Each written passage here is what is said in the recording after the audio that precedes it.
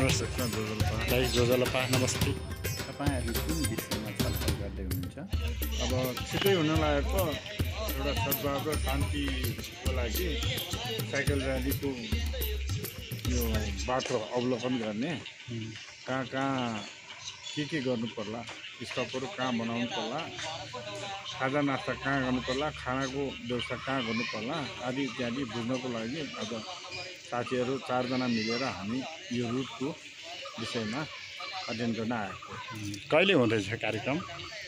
यही आउँदो असोजको 25 गते शनिबारका दिनमा यो कार्यक्रम हुँदैछ। यसको सहभागिताको लागि कहाँबाट कुन ठाउँबाट के हुन्छ? प्रयास हुँदैछ र यसमा चाहिँ अनलाइन फर्म भर्ने व्यवस्था गरिएको छ।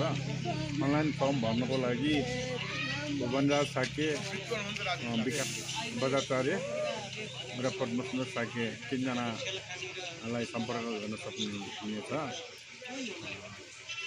त्यो क्युआर राखिदिएको छ होइन? हजुर। अनि फेसबुकमा चाहिँ अहिले देख्नुभयो होला तपाईँहरूले। त्यो खोजेर भयो नि फारम चाहिँ रजिस्टर चाहिँ गर्नु होला तपाईँहरू। सबैजना रमाइलो गरौँ, सबैजना आउनु होला है। ल थ्याङ्क यू।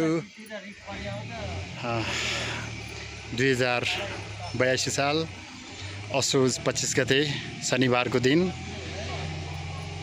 भक्तपुर नगरपालिका इनाछो वडा नम्बर 7 बाट साइकल र्यालीको आयोजना गर्ने भएको छ र महामञ्जुश्री स्थान चाङ्गुनारायण नगरपालिका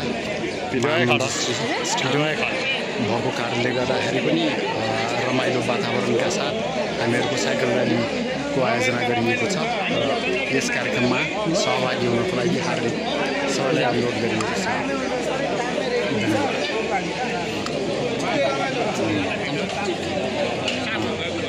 जुन साइकल र्यालीको गरिनेछ यसमा चाहिँ नगरकोट भ्रमण वर्षको उपलक्ष्यमा पारेर पनि गरिदिनु भएको छ। Thank you.